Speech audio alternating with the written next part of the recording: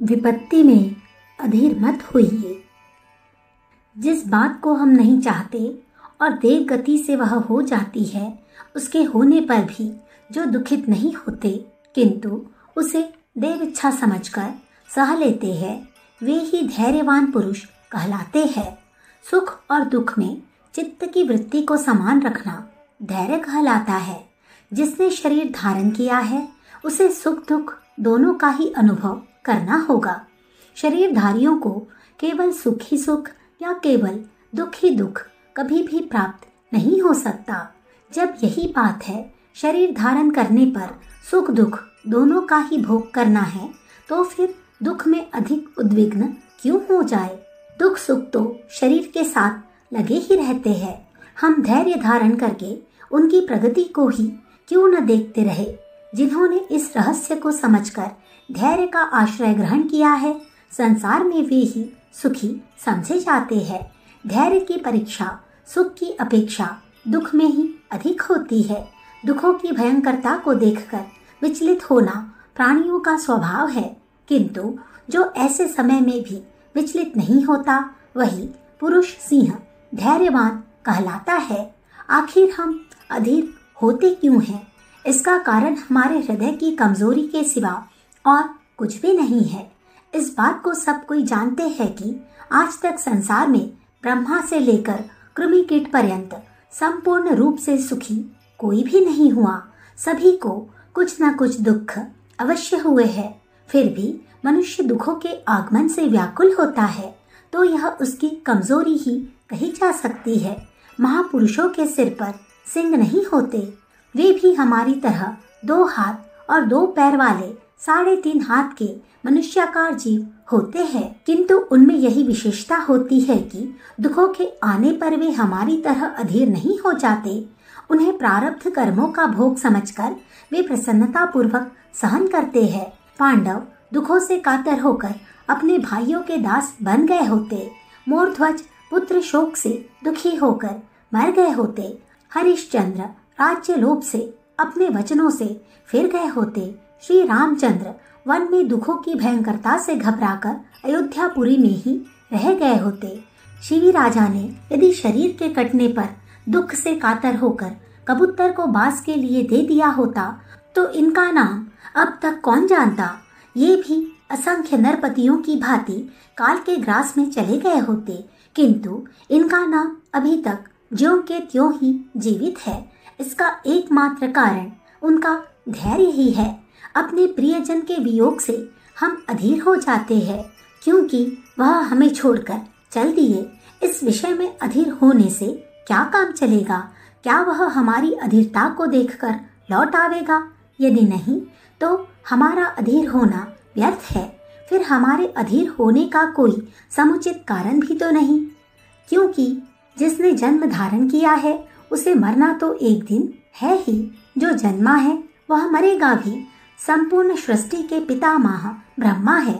चराचर सृष्टि उन्हीं से उत्पन्न हुई है।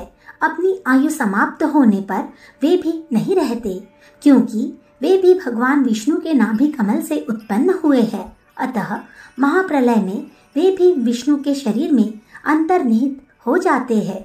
जब यह अटल सिद्धांत है कि जायमान वस्तु का नाश होगा ही, तो फिर तुम उस अपने प्रियजन का शोक क्यों करते हो? उसे तो मरना ही था, आज नहीं तो कल और कल नहीं तो परसों।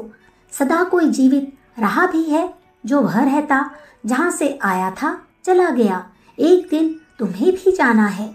जो दिन शेष है उन्हें धैर्य के साथ गुनाहगार के गुणों के चिंतन में बिताओ। शरीर में व्याधि होते ही हम विफल हो जाते हैं। विफल होने से आज तक कोई रोग मुक्त हुआ है? यह शरीर व्याधियों का घर है। जाति आयु भोगों को साथ लेकर ही तो यह शरीर उत्पन्न हुआ है। पूर्व जन्म के जो भोग है वे तो भोगने पड़ेंगे। दान पुण्य जप तप और औषधि उपचार करो अवश्य, किंतु उनसे आराम न होने पर अधीर मत हो जाओ, क्योंकि भोग की समाप्ति में ही दान पुण्य और औषधि कारक बन जाते हैं। बिना कारण के कार्य नहीं होते। तुम्हें क्या पता कि तुम्हारी व्याधि के नाश में क्या कारण बनेगा? इसलिए प्राप्त पुरुषों ने शास्त्र में जो उपाय बताए हैं उन्हें ही करो। साथ ही धैर्य भी धारण किए रहो। धैर्य से तुम व्याधियों के चक्कर से सुखपूर्वक छूट सकोगे। जीवन की आवश्यक वस्तुएं जब नहीं प्राप्त होती है तो हम अधीर हो जाते हैं। घर में कल को खाने के लिए मुट्ठी भर अन्न नहीं है। स्त्री की साड़ी बिल्कुल चिथड़ा बन गई है। बच्चा भयंकर बीमारी में पड़ा हुआ है। उसकी दवा दारू का कुछ भी प्रबंध नहीं। क्या करूं, कहाँ जाऊं? इन्हीं विचारों में विफल हुए हम रात रात भर रोया करते हैं और हमारी आंखें सूज जाती है। ऐसा करने से न तो अन्न ही आ जाता है और न स्त्री की साड़ी ही नई हो जाती है। बच्चे की भी दशा नहीं बदलती। सोचना चाहिए हमारे ही ऊपर ऐसी विपत्तियां हैं सो नहीं। विपत्तियों का शिकार किसे नहीं बनना पड़ता। त्रिलोकेश इंद्र ब्रह्म हत्या के भय से वर्षों घोर अंधकार में पड़े रहे। चक्रवर्ती महाराज हरिश्चंद्र डोम के घर जाकर नौकरी करते रहे। उनकी स्त्री अपने मृत बच्चे को जलाने के लिए कफन तक नहीं प्राप्त कर सकी।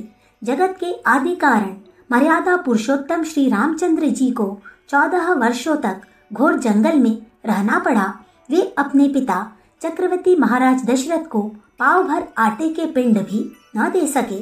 जंगल में इंगुदी फलों के पिंडों से ही उन्होंने चक्रवर्ती राजा की तृप्ति की। शरीरधारी कोई भी ऐसा नहीं है जिसने विपत्तियों के कड़वे फलों का स्वाद न चखा हो। सभी उन अवश्य प्राप्त होने वाले कर्मों के स्वाद से परिचित है। फिर हम अधीर क्यों हो? हमारे अधीर होने से हमारे आश्रित भी दुखी होंगे। इसलिए हम धैर्य धारण करके क्यों नहीं उन्हें समझावे। जो होना होगा वह होगा। बस विवेकी और अविवेकी में यही अंतर है। जरा मृत्यु और व्याधियां दोनों को ही होती है, किंतु विवेकी उन्हें अवश्यंभावी समझकर धैर्य के साथ सहन करता है और अज्ञानी व्याकुल होकर विपत्ति से विफल होकर विपत्तियों की ओर बढ़ा लेता है। महात्मा कबीर ने इस विषय पर क्या ही रोचक पद्य की रचना की है।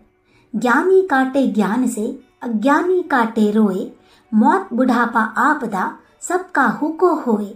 जो धैर्य का आश्रय नहीं लेते वे दीनहीन हो जाते हैं, पर मुखापेक्षी बन जाते हैं। इससे वे और भी दुखी होते हैं। संसार में पर मुखापेक्षी बनना, दूसरों के सामने जाकर गिड़गिड़ाना, दूसरों से किसी प्रकार की आशा करना, इससे बढ़कर दूसरा कष्ट और कोई नहीं है। इसलिए विपत्ति आने पर धैर्य धारण किए रहिए और विपत्ति के कारणों को दूर करने एवं सुविधा प्राप्त करने के प्रयत्न में लग जाइए। जितनी शक्ति अधीर होकर दुखी होने में खर्च होती है, उससे आधी शक्ति भी प्रयत्न में लगा दी जाए तो हमारी अधिकांश कठिनाइयों का निवारण हो सकता है। अखंड ज्योति, मई सन 1950, पृष्ठ संख्या 8, 9, 10। हमारे YouTube चैनल विचार क्रांति दूत अखंड ज्योति पत्रिका को सब्सक्राइब करें एवं अगली वीडियोस प्राप्त करने के लिए बेल आइकन दबाएं। धन्यवाद।